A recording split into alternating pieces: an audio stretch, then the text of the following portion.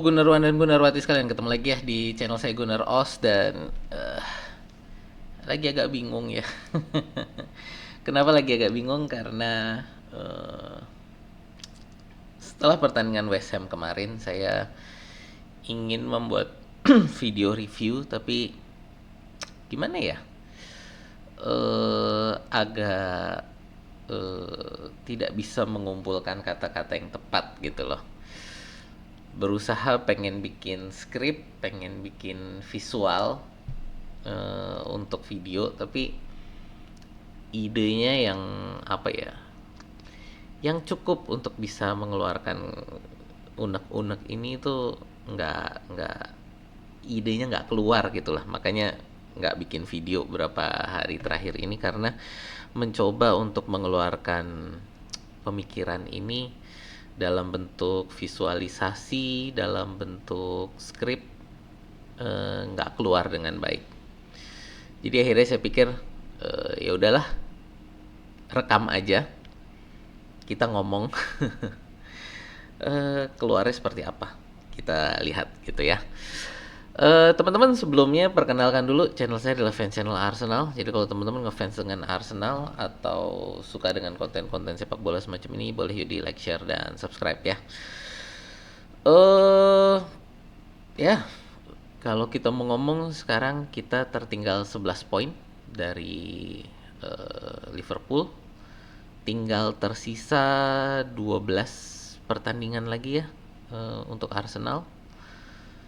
Secara matematis kemungkinan kita mengejar Liverpool sih masih ada secara matematis. Tapi saya rasa kecuali terjadi sesuatu yang katastrofik pada Liverpool, kayaknya sih ngejar udah susah ya. Buat saya kayaknya ngejar angka ketinggalan 11 poin dengan 12 pertandingan itu sesuatu yang next to impossible, hampir tidak mungkin. Sekali lagi, kecuali terjadi kehancuran katastrofik gitu kan, nggak tahu kenapa tiba-tiba Liverpool ambruk sama sekali gitu kan. Itu kayaknya sih baru memungkinkan. Di sisi lain, Arsenal nih saat ini yang memang dalam kondisi krisis pemain gitu kan. Ya, dengan cedera pemain kita kesulitan untuk melakukan rotasi pemain gitu kan. Ya, ini sesuatu yang harusnya apa ya, diperhatikan pada saat jendela transfer musim dingin kemarin dan tidak dilakukan gitu. Apakah ini lalu menjadi perlu kita menyalahkan siapa gitu ya? Saya rasa sih ini bukan salah siapa-siapa ya. Jadi kalau mau ngomong, pasti dalam kondisi sesuatu yang buruk terjadi, pemikiran alami manusia itu adalah untuk mencari ini salah siapa gitu kan. Ya di sini juga saya rasa banyak dari teman-teman yang ini salah siapa gitu kan. Ada yang menyalahkan Arteta, ada yang menyalahkan keluarga Kroenke, KSI gitu ya. Saya sendiri juga beberapa kali menyalahkan ini kepada keluarga Kroenke kan, kepada KSI. Kenapa jendela transfer kemarin Arteta juga udah ngomong mau cari pemain, butuh tambahan pemain, kok tidak dilakukan, tidak diberikan gitu. Jadi ya saya sendiri juga melakukan apa ya, kesalahan ini gitu ya. Tapi pada saat yang sama, kalau kita pikir-pikir lagi, sebenarnya di jendela transfer kemarin gitu kan, kalau kita lihat kondisi Arsenal musim lalu secara historis, cedera kita kemarin minimal sekali gitu. Jadi bahwa pemikirannya oke, kita nggak bisa beli pemain yang kita mau karena kondisi, bukan masalah keuangannya ya, tapi karena kondisinya, bahwa pemain yang kita mau memang tidak dilepas di jendela transfer musim dingin kemarin. Ya sudah gitu, jadi yang kita mau nggak dilepas, tapi ada kemungkinan besar kita bisa beli mereka jendela transfer musim panas besok. Jadi dari Arsenal, dari manajemen Arsenal memutuskan untuk berjudi, ya, untuk melakukan gambling, melakukan satu pertaruhan. Kita nggak beli pemain, nunggu musim panas besok. Nah, ini lalu ternyata pertaruhannya gagal.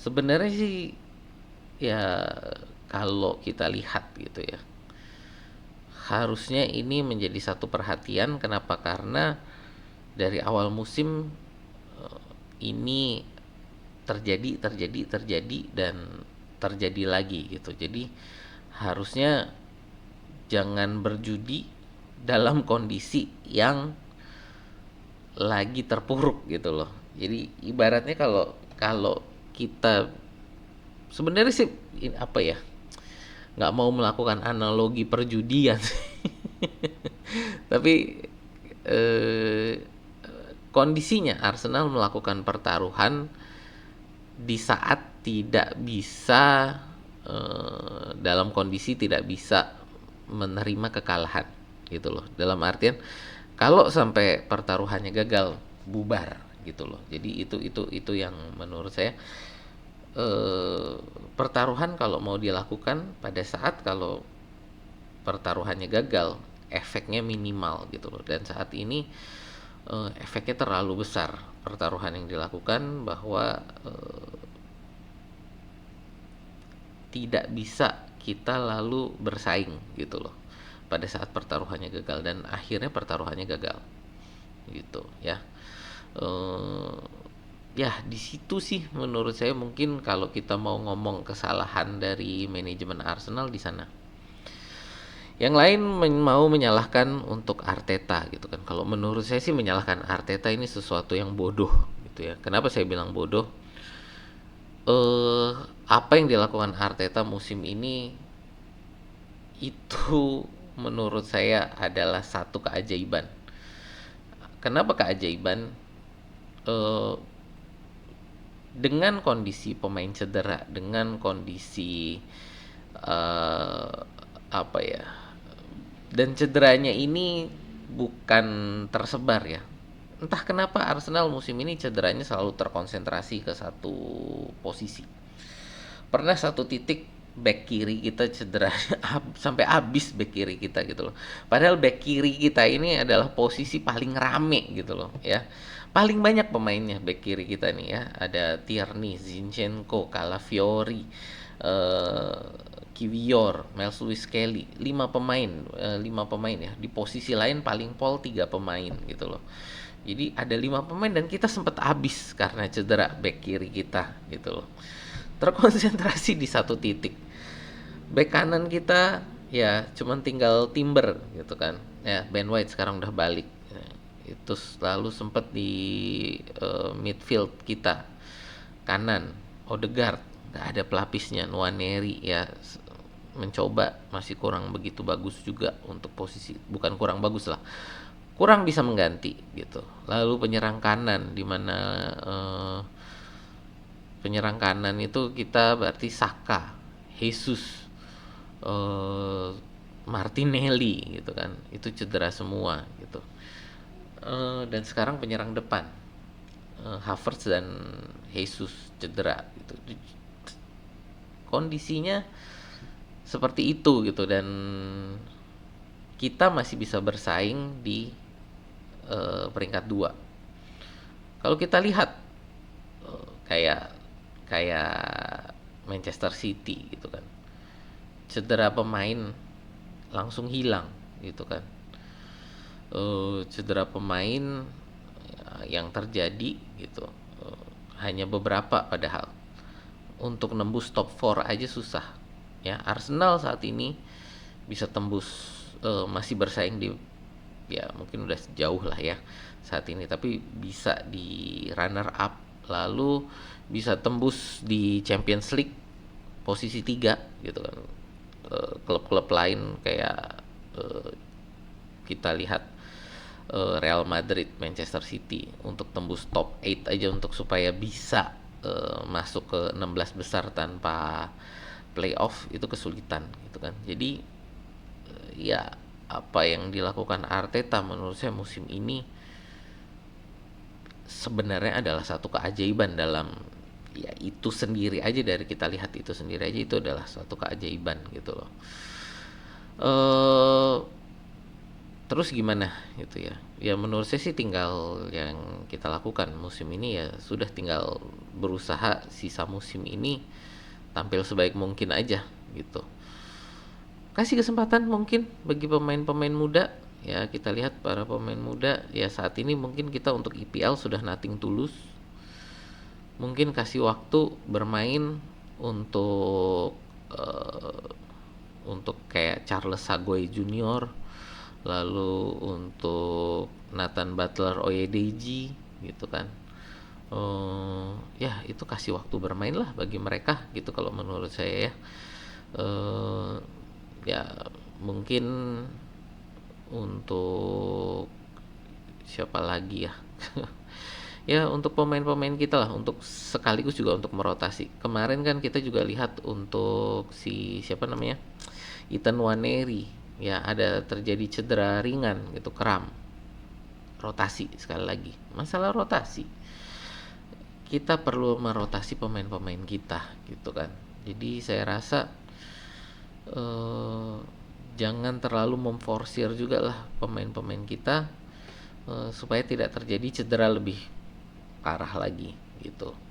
Menurut saya sih itu. Oh, video saya sekali lagi ini mungkin juga untuk besok lah ya. Kita ada pertandingan ya besok. Eh, Lawan siapa ya? Kok jadi lupa saya. Eh, Bentar-bentar, saya mau lihat matches besok kita melawan Nottingham Forest. Ya, ini juga bertandang ke Forest ya. Jadi ini juga tim tim kuda hitam gitu kan. Eh saya rasa kita perlu perlu perlu apa ya? Ya perlu bermain dengan kuat tapi pada saat yang sama mm, perlu melakukan rotasi pemain lah gitu. Kita lihatlah nanti bagaimana perkiraan strateginya gitu kan. Ya saya rasa sih itu sih yang saya mau ngomong. Jadi bahwa tadinya saya mau bikin video untuk selamat untuk Liverpool, tapi saya rasa musim belum selesai. Ya masih secara matematis masih ada kesempatan, tapi belum saatnya apa ya, melepaskan bendera putih, untuk mengibarkan bendera putih belum saatnya. Secara matematis masih memungkinkan, masih bisa lah kita untuk berusaha sebaik mungkin. Kemungkinannya kecil, ya. Tapi saya rasa itu ya, untuk apa ya, review mungkin pertandingan kemarin dan preview pertandingan besok. Jadi ini ya sekali lagi karena saya tidak bisa merumuskan apa yang ingin saya katakan dalam bentuk visual dan skrip. Jadi ya akhirnya ngomong gini aja lah. Ya, ya jadi itu aja sih dari saya. Terima kasih ya yang sudah nonton, terima kasih yang udah like, share dan subscribe. Itu aja dari saya. Sampai jumpa di video kita berikutnya ya.